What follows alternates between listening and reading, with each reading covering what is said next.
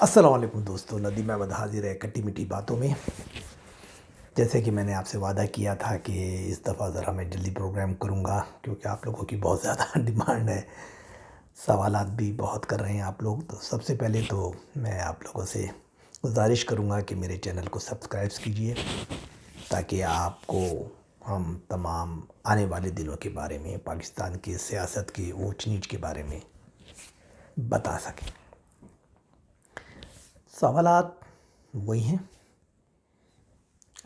वज़ीर-ए-आज़म इमरान साहब ने आज एतमाद का वोट ले लिया और उसका बड़ा शोर होगा। लोग देखिए, अब लोग ये मुझसे जो सवाल कर रहे हैं कि साहब इसका क्या बेनिफिट होगा और उससे आने वाले असरात क्या होंगे।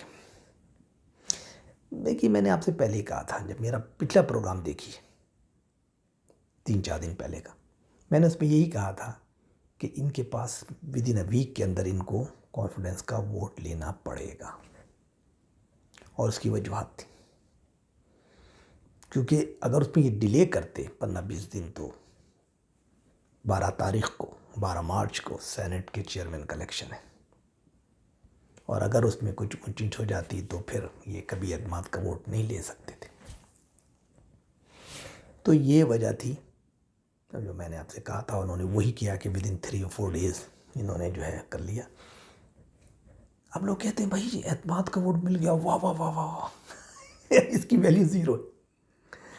इसकी वजह यह है कि देखिए, एतमाद का वोट है क्या, और ख़ासतौर से 18वीं तरमीम के बाद उसमें क्या है।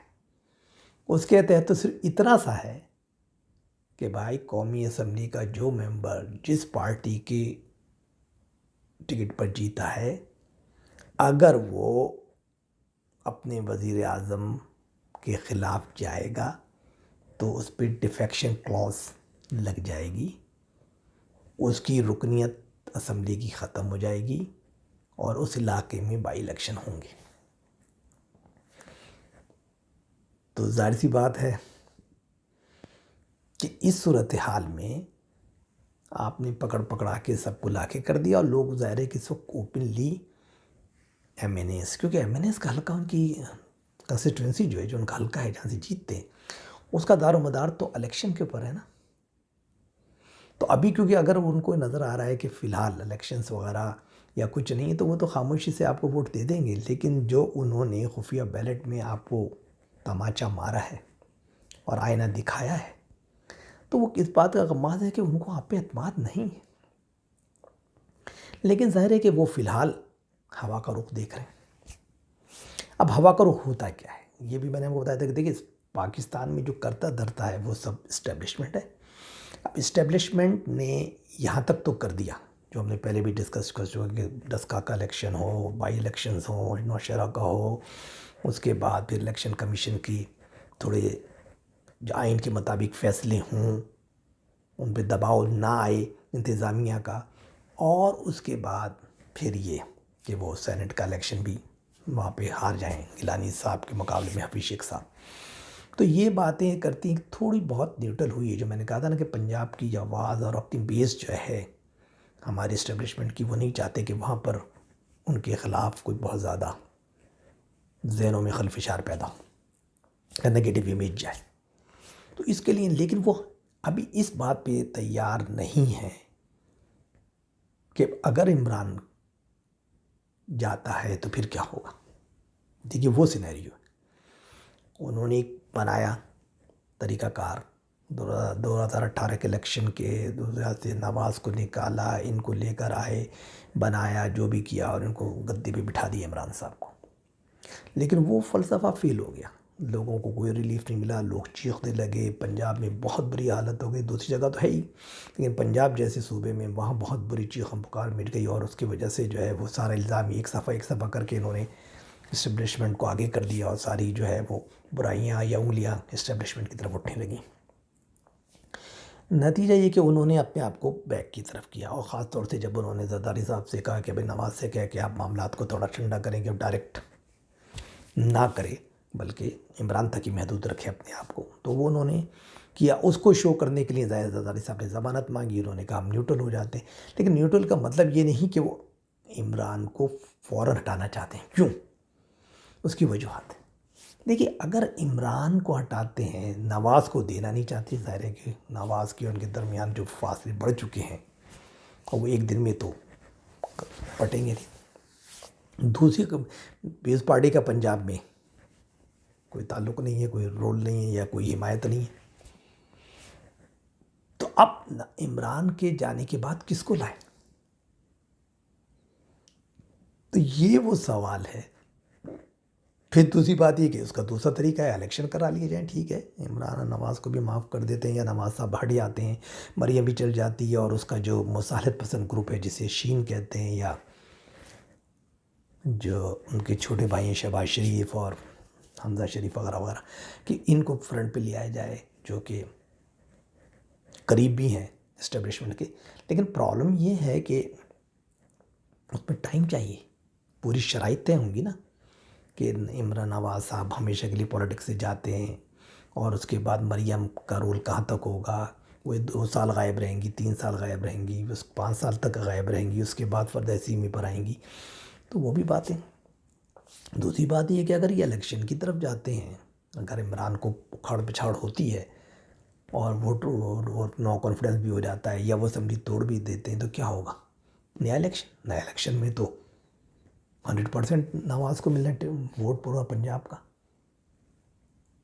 और सरहद का भी काफ़ी बड़ा जो उनके पास पूरा हिस्सा है, एक ख़ास पोर्शन जो है सूबा सरहद का, वो वहाँ भी उनकी पूरी, जिसे हम हरिपुर हज़ारा और पूरा बेल्ट कहते हैं।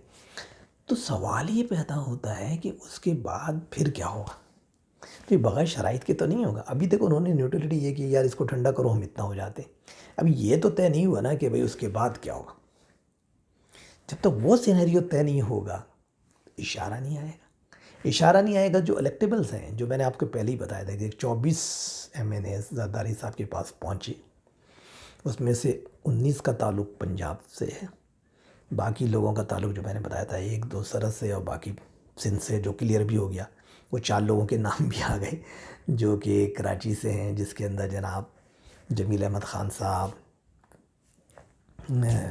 अताउल्लाह साहब और बाकी दीगर फ़हीम साहब, फ़हीम ख़ान, और तो इन लोगों ने, जिन लोगों ने बाकायदा गिलानी, हैदर गिलानी की वीडियो में भी थे, ये थे, और जिनको फिर अब गले भी लगा रहे हैं इमरान साहब, चैम्बर में मुलाकात भी कर रहे हैं। क्यों?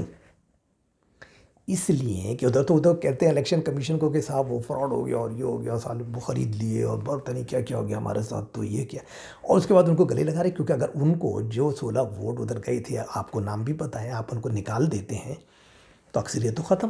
क्योंकि देखिए आपको मिले कितने, 340 का ऐवान है, अभी 10 का कलेक्शन नहीं है, तो इसका 339 हो गए, उसके अंदर आपको वोट कितने मिल रहे हैं, और वो सीट तो है ही नून लीग की, चलो 340 ही मान लें, 340 में आपको मिला बकौल स्पीकर के 178 वोट मिले हैं।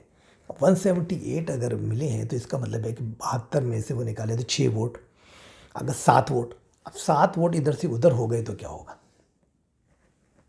गलमुक गई।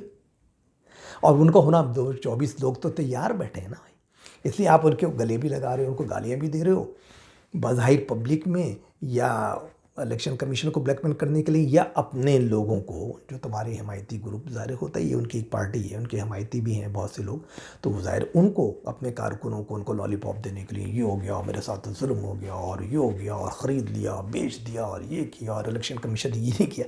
लेकिन आपको पता भी हो 16 आदमी, उनको आप गले भी लगा रहे हो, सीने लगा रहे हो कि यार अगर ये निकाल दी, क्योंकि आप जो कहते थे ना कि हमने सूबा सरहद में यूँ 20 को निकाल दिया, इसलिए निकाल दिया कि उसके तो 5 महीने बाद इलेक्शन होने थे, तो आपको पता था, और फिर वहाँ पे 2/3 मेजॉरिटी थी, यहाँ तो आपकी अक्सरियत थी 6 वोटों 8 वोटों पे चल रही है। अगर 6-7 वोट इधर से उधर होते हैं तो आप तो ख़त्म हो जाते हैं। और आपके 24 आदमी जो हैं आपके पास बकौल, चलो आपके 16 या 17 लोग हैं, 16-17 लोग अगर जो हैं आपके मुताबिक ये हैं कि वो बिके हैं, तो आप उनको निकाल, और उनको नाम भी पता है, लेकिन आप उनको निकालते हैं तो आप तो ख़त्म, वज़ीर-ए-आज़म गई, वज़ारत उज़्मा आपके हाथ से गई। तो इसलिए आप वो भी नहीं कर रहे, आप उनको गले भी लगा रहे हो, कह रहे हो नहीं यार, बस वो जो भी हुआ, कहा सुना माफ़ कर रहे ना बाबा, कहा सुना माफ़ कर रहे ना, पैसे बांट रहे हो, और भी पॉलिटिकल ब्राइब। अभी आपने सिर्फ इसके लिए एक तो उसको जीतने के लिए कि हफीज़ शेख साहब जीतें, और इसके लिए जो पॉलिटिकल ब्राइब दी है, किसी को नहीं पता, सबको पता है कि जो भी ये इत्तेहादी होते हैं ना, चाहे वो काफ लीग हो, चाहे एमकेएम हो, चाहे जीडीए हो, चाहे और कोई हो, सबकी कीमत है वो पैसा वसूल करते हैं भाई। वो कहते हैं हम आपको क्यों सपोर्ट करें भाई, आप वज़ीर आज़म हमारी वजह से बन रहे हैं और आप हमें क्या मिल रहा है। तो फिर आप उनको पॉलिटिकल ब्राइब करते हैं ना भाई, उनको मिनिस्ट्रियाँ देते हैं। अभी आपने काबिल साहब को जाके, हालांकि उनके तो 7 एमपी भी नहीं है, लेकिन और पंजाब में जबकि 37 पे एक सेनेटर जीता था, आपने जाके आका काबिल साहब को जो काफ लीग के उसको बनाया। रिश्वत, इसका नाम ही रिश्वत है ना यार। रिश्वत ये नहीं कि पैसे की शक्ल में हो, रिश्वत लेना देना उसमें भी होती है। यार ये दे देते हैं, इतनी वजारतें दे देते हैं आपको, इतने सेनेटर दे देते हैं साहब, हम आपको स्पीकर पंजाब असम्बली बना देते हैं साहब, क्योंकि आपके पास 10 सीटें हैं पंजाब असम्बली की, हम ये कर देते हैं। हम कहते यार ये क्या गौरव धंधे हैं। तो अगर आप जब ब्राइब की बात करते हैं तो ये सब पॉलिटिकल ब्राइब है, और आपने तो मुंह खोल दिए 50 करोड़ इसको दो उसको दो, डेवलपमेंट के नाम पे, तरक्याती बजट के नाम पे पागलों की तरह। अच्छा, फिर जो ख़वातीन होती हैं उन्होंने कहा था हम तो मखसूस इश्यूज़ पे आते हैं, हमारा तो कोई हल्का ही नहीं है, हम क्या करें, उनको भी बांट रहे हैं आप। और तुम 25 करोड़ लो, 50 करोड़ लो, अब बांट रहे हैं, इसलिए कि सर्वाइवर है ना, पैसा आप बांट रहे हैं, हुकूमत आपके पास है, ज़रा आपके पास है, वज़ीर ख़ज़ाना आपके पास बैठा हुआ है, और आप लोगों से कह रहे हैं कि चलो ख़रीद दिया। ख़रीदते नहीं है। सिर्फ प्रॉब्लम ये थी कि पंजाब का नोश्ते दीवार लोगों ने पढ़ लिया, और जो इलेक्टेबल्स हैं ख़ासतौर से सराय की बेल्ट के उधर के, उनको नज़र आ गया कि भाई बात ये है कि हमारी तो सीटें गई, अगर हम लिहाजा आइंदा तो हमें पीटीआई का टिकट लेना ही नहीं है, उसको तो कोई पंजाब में वोट भी नहीं पड़ेगा। तो अब वो क्या करें, तो वो जरदारी साहब के पोपे, अगर आप जो है मैं नवाज़ साहब से कह के टिकट कन्फर्म करा दो, तो अभी हम जो है ना वो एक पूरा धड़ा करके अलग करके और डिफेक्शन क्लॉज के तहत जो भी तहत री इलेक्शन वाले हों और बाई इलेक्शन हो, हम निकल जाते हैं, पार्टी से छोड़ देते हैं, इनकी अक्सियत ख़त्म कर देते हैं। तो ये कहानी थी। लेकिन उन्होंने एश्योरेंस मांगी कि ये बताइए जरदारी साहब कि क्या इस्टेब्लिशमेंट न्यूट्रल है, कहीं ऐसा ना हो कि हम इधर निकले और इस्टेब्लिशमेंट तो इमरान के साथ खड़ी है, तो क्या होगा। तो इस्टेब्लिशमेंट अभी में सोच तो ये आ गई कि भाई अगर पंजाब में अपनी इज़्ज़त रखनी है तो नवाज़ को इनको ठंडा करना पड़ेगा, लेकिन किस हद तक, पावर में नहीं आने देना उनको, ये नहीं करना। तो उसके लिए अब प्लानिंग जारी है। तो जब तक वो प्लानिंग सेट नहीं होगी और क्लियर पिक्चर इस्टेब्लिशमेंट अपनी नहीं देगी कि मुझे करना क्या है, क्या ये जो घोड़ा या लाडला या जो भी हमारा इमरान साहब है, ये इसको हमें रखना है या नहीं रखना। और लेकिन उनको एक फ़ैसला बहुत जल्दी करना पड़ेगा। उसकी वजह यह है कि इतनी तेज़ी से टाइम गुजर रहा है कि ये इन्होंने 2.5-3 साल में जो बेड़ा गर्क किया है और मज़ीद आने दिनों में भी नहीं कर सकते। अब तो इनको पॉलिटिकल और ज़्यादा ब्लैकमेल हो गए। अब तो हर आदमी को उनको देना है, भाई एमकेएम को इतना दो, वो ना गई, फ़लाँ को इतना दो, गई, काफिल को दो तो गई, फ़लाँ को दिया। और जरदारी साहब बिलावल ने एक शोशा भी छोड़ दिया कि पहले पंजाब बैठक करेंगे। अब उन्हें कब मर गए, पंजाब में तो 10 आदमी इसके हैं, हमारी अक्सरियत में तो सिर्फ 6 सीटें हमारी ज़्यादा हैं नून लीग से, और 10 बेस पे हम हुकूमत कर रहे हैं। अगर ये 10 का ही निकल गया और 2-4 हमारे आदमी भी साथ दे गया तो चौधरी परवेज़ इलाही तो वज़ीर आला पंजाब बन जाएगा, हम कहाँ जाएंगे। तो इस कदर ये घबराए हुए, हर आदमी को कह रहे हैं यार जो चाहे ले लो, फहमीदा मिर्ज़ा को कह रहे दो चाहे ले लो यार, खुदा के लिए मेरा साथ दो यार, मेरा साथ दो। तो इसकी सिंबॉलिक हैसियत ज़ीरो है। जो भी इन्होंने बात घोट लिया, ये इस कदर परेशान, जो ये आदमी कमज़ोर, जैसे हमारे अमेरिका में जो कहते हैं ना लेम डक लंगड़ी बतख, यानी कि एक आखिरी जब सदर जीतता है तो जो 2 साल के बाद जो आखिरी 2 साल होते हैं वो लेम डक बन जाता है। अगर उसकी सेनेट में अक्सरियत नहीं हो तो ना वो कोई बिल पास कर सकता है, ना आवाम के लिए कुछ कर सकता है, और अल्टीमेटली वो नेक्स्ट इलेक्शन में गायब हो जाता है पर्दासी में से। तो यही सूरत हाल है। ये बेचारे लेम डक बन चुके हैं, इनकी कोई हैसियत नहीं रही। अब ये अपने आप को करने के लिए, दिखाने के लिए, अभी क्या हुआ, इन्होंने सबसे पहले तो ये दिखाना था कि यार अब मैं क्या करूँ। जब ये हारे गिलानी साहब से, हफीज़ शेख साहब, तो फ़ौरन फ़ौजी को बुलाया, बाजवा साहब को और फैज़ हमीद साहब को, ISI के सरबराह को, और उनसे रिक्वेस्ट की कि खुदा के लिए मुझे माफ़ करें, मैंने आपकी बहुत सी बातें नहीं मानी, लेकिन मेरे गुनाह माफ़ करें, आप ही लोग लाएँ, आप मुझे बचाएं। पहले आपने मेरी जेब भी ली हुई थी, अब सिर्फ आपने हाथ पकड़ा हुआ है, अब मैं क्या करूं। तो इसलिए क्योंकि सेनेट का चेयरमैन चाहिए, ज़्यादा बड़ी रिक्वेस्ट थी कि सेनेट का चेयरमैन मुझे चाहिए, सरजरानी को आपको बनाना है, जैसे आपने पहले चमत्कार करके जो है मेरी हेल्प की थी, और वोट ऑफ नो कॉन्फिडेंस में 14 आदमी जो है रातों रात जो है टूट के अपोजिशन से वहाँ चले गए थे और नसर ईरानी को वोट दिया था और हासिल बिजिंजो को नहीं दिया था। तो यार कोई चमत्कार करें, क्योंकि अगर ये चले गए और गिलानी को बनाने में कामयाब हो गए तो ये मेरे मुंह पे इतना बड़ा तमाचा होगा कि फिर तो मैं कुछ भी नहीं कर सकता। सेनेट भी मेरे हाथ से 100% चली जाएगी और कौमी असम्बली में तो मेरे पास 7-8 आदमी की अक्सरियत है, मैं कहाँ करूँ। तो ये रोए डकराए और हाथ पैर जोड़ेंगे, खुदा के लिए मुझे बचाओ। तो इस्टेब्लिशमेंट का रोल जो है ना आपको नज़र आएगा। अब लोग पूछ रहे हैं, जो आप लोगों ने सवाल किया कि क्या होगा, तो सिनेरियो में बता देता हूँ। सिनेरियो ये है कि अभी तक ये फैसला नहीं हुआ है कि इमरान साहब को हटाया जाए, और वो इमरान साहब को हटाने के तो बहुत आसान है। 24 आदमी बैठे हैं, 2 मिनट का काम है। इस्टेब्लिशमेंट आज इशारा दे दे कि मैं बिल्कुल न्यूट्रल हो गई तो 2 दिन में वोट ऑफ नो कॉन्फिडेंस आएगा और ये गायब हो जाएंगे। लेकिन तो उसके बाद कौन बनेंगे, कौन बनेगा भाई? ये तो हट जाएंगे, फिर कौन बनेगा? क्योंकि वहाँ पे 83 अरकान कौमी असम्बली तो नवाज लिख के हैं भाई, 55 पीस पार्टी के, बाकी छोटी मोटी जो भी हैं। तो सवाल ये JUI ये फलां है, ANP है वगैरह वगैरह वगैरह, MQM। तो सवाल ये है कि ये तो पीस पार्टी की तो पंजाब में ज़ीरो और फिर नून लीग, तो फिर कौन बनेगा? तो वो उस जब तक उसको क्लियर नहीं कर लेंगे, नवाज से तमाम शराइत तय नहीं हो जाएंगी, उस वक्त तक इमरान साहब बैठे रहेंगे। लेकिन उनको दिखा दिया इस्टेब्लिशमेंट ने कि बेटा सीढ़ी पे चढ़ाया भी हमने था और सीढ़ी हम हटा भी ले सकते हैं जब चाहे तुम्हारी, तो आराम से चलो। क्योंकि उन्होंने 2-3 दफ़ा कहा था कि वज़ीर आला पंजाब बदलें, इस्टेब्लिशमेंट इनसे कहा, इन्होंने नहीं बदला। वज़ीर आला सरहद बदलें, इन्होंने नहीं बदला। अब जो प्रेडिक्शन है वह मैं आपको बता देता हूँ, जो नज़र आ रहा है, प्रेडिक्शन नहीं है तो क्लियर नज़र आ रहा है। नंबर 1, 12 तारीख, अगर 12 तारीख को PDM का गिलानी साहब या जो भी इसको खड़ा करेंगे वो बन गया चेयरमैन सेनेट, जिसका मतलब है कि बिल्कुल न्यूट्रल हो चुकी है वो इस्टेब्लिशमेंट, और उनको इनको खुला दे दी कि अब आप इनको आहिस्ता आहिस्ता आहिस्ता जो भी करना है करें, हमारा कोई ताल्लुक नहीं, सियासी मैदान है, आप दोनों लड़ रहे हैं, जो भी जीते। अगर उस पर कोई चमत्कार हो गया, देखिए उस वक्त अक्सरियत जो है वो PDM के पास है, 53 उनके पास मेंबर है, 47 इमरान साहब और उसके इत्तेहादियों के पास है। तो अगर इलेक्शन फेयर हो तो वो तो वैसे ही जीते हुए।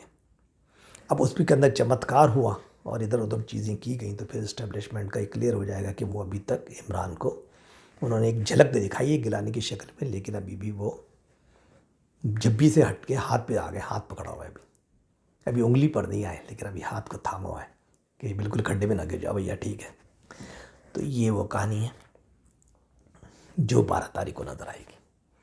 और अगर उसमें वो जीत जाते हैं PDM वाले और इस्टेब्लिशमेंट कुछ ज़्यादा ही वो हो जाती है या उनके मामलात कुछ और आगे बढ़ने लगते हैं नवाज़ के साथ और दूसरे लोगों के साथ जो बीच के अंदर ज़दारी वगैरह उनके साथ बातचीत करवा रहे हैं या कर रहे हैं, तो फिर अल्टीमेटली क्या होगा? फिर जो है जनाब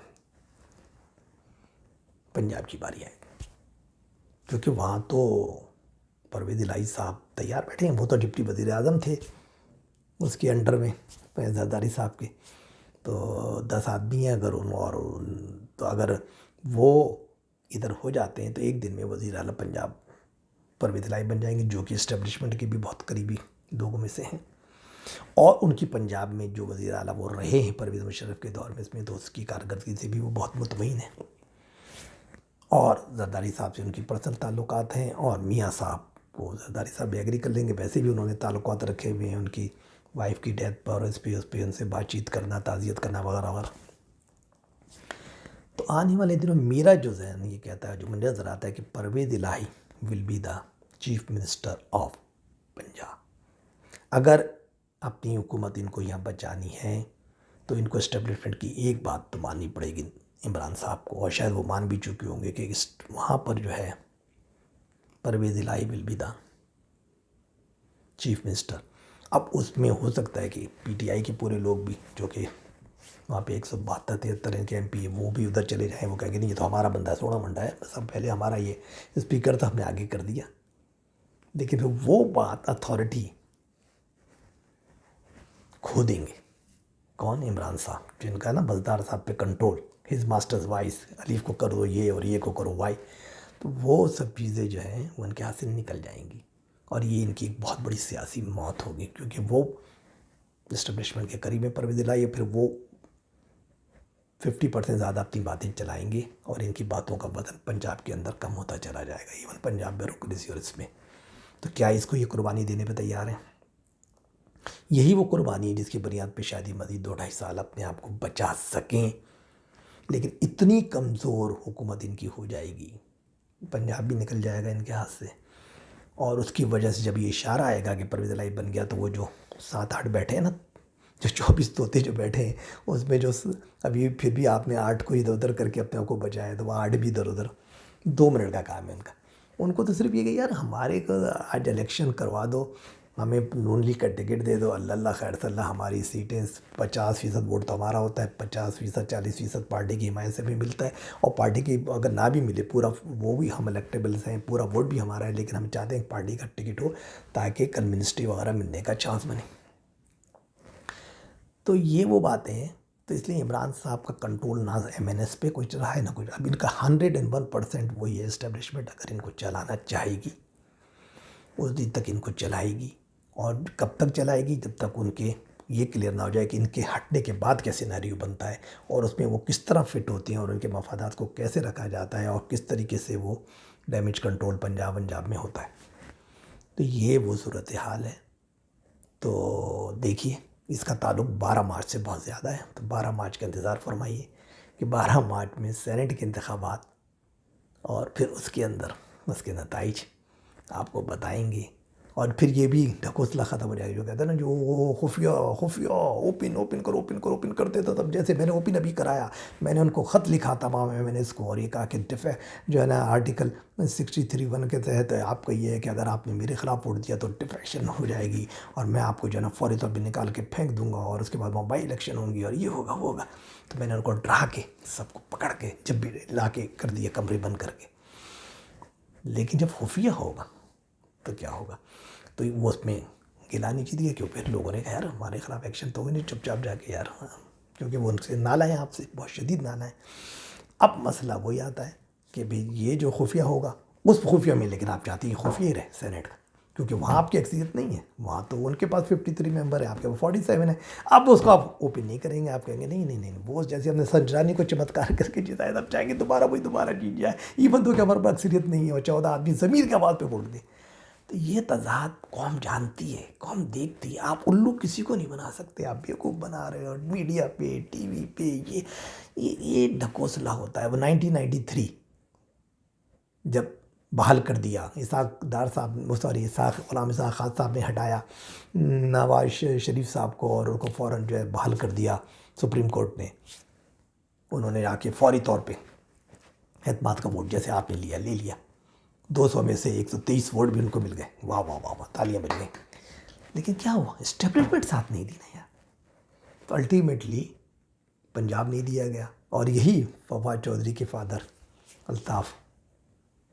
चौधरी अल्ताफ़ बन गए गवर्नर। उन्होंने कैसे तकनी का नाम जटाया, वट्टो कैसे हवाई जहाज़ लेके में भर के MPA को घुमाता रहा। तो मेरे भाई, ये वो बातें आप याद रखें, इस्टेब्लिशमेंट के बगैर नहीं चल सकते। अब इस्टेब्लिशमेंट इनको कहाँ तक सहारा देती है वो अलग बात है। अगर इस्टेब्लिशमेंट ने 12 तारीख को, याद रखें 12 मार्च को इनको बचाया, क्योंकि अभी 53 वोट्स उनके हैं अपोजिशन के पास सेनेट के, और इनके पास सिर्फ 47 है, और पुरानी तरह चक्कर चला के जैसे पहले किया था कि उसको जितवा दिया संजरानी को वोट ऑफ नो कॉन्फिडेंस में, जबकि उसके 64 उसके अगेंस्ट थे, लेकिन उसके बावजूद उसको 14 वोट इधर उधर हो गए, डिफेक्टिव हो गए, उधर चले गए या बिक गए बकौले इमरान साहब के, या ज़मीर बकौले शबली फराज के ज़मीर की आवाज़ पे वोट दे दिया, व्हाटएवर। तो अगर ये उन्होंने किया तो फिर जो है ना 26 मार्च उसमें बहुत ज़्यादा चक्कर चलेगा, फिर जरदारी साहब की आवाज़ दब जाएगी, और फिर एक्सट्रीमिस्ट ग्रुप जो है ना, जो मौलाना फजल रहमान और नवाज़ शरीफ और मरीम नवाज़ का, वो सामने आएगा कि ठीक है देखो जरदारी साहब हम कहते थे, इन्होंने उल्टा सीधा करके आपको गिलानी तक तो ले आए, लेकिन अभी तो हमारी हैसियत थी, हमारे 53 थे, उस पर भी उन्होंने जो है उनको बना दिया। तो इसका मतलब ये है कि ये अभी तक न्यूट्रल नहीं है, और जब नहीं है तो फिर दम दम मस्त कलंद। फिर 26 तारीख को बहुत बड़ा मार्च होगा, और जो इनके ऊपर और एक प्रेशर आ जाएगा इमरान खान साहब के ऊपर, और फिर उससे पहले इनको सोचना है इस्टेब्लिशमेंट को कि यार मैं कहाँ तक करना है, क्या है। तो अंदर बिहाइंड द कर्टन बड़ी जोड़ तोड़ हो रही है, बड़े मामला तय हो रहे हैं, बहुत सी शराइतें आपस में एक दूसरे की आगे पीछे हो रही हैं, यहाँ पे बातचीत चल रही है। तो ठीक है, इंतज़ार फरमाते हैं, फिर इंशाल्लाह आपसे मुलाकात होगी। कोशिश करूँगा कि 2-4 दिन में फिर बात करूँ, या फिर शायद 12 तारीख को आपसे बात हो। जब तक के लिए इजाज़त दीजिए, अल्लाह हाफिज़।